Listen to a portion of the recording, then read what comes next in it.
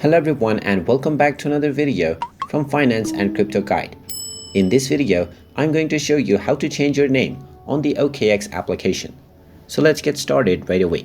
First of all, open up the OKX application on your device and then log into your account using your login credentials.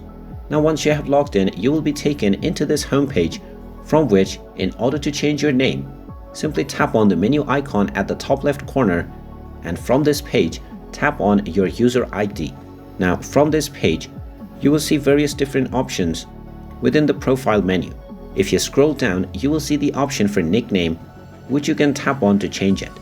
Simply go ahead and tap on this, and you will see that your nickname can only be changed 3 times within this year. Just read the instructions carefully and type in your desired username and tap on the submit button. And now your nickname will go under review, and once it is verified, you will see that your username has been changed. And there you have it. That is how easy it is to change your name on the OKX application. If you find this video helpful, make sure you hit that like button and subscribe to our channel if you haven't done so already. Also ring that notification bell to never miss another update from us. Thank you for watching, and I will see you again in the next video.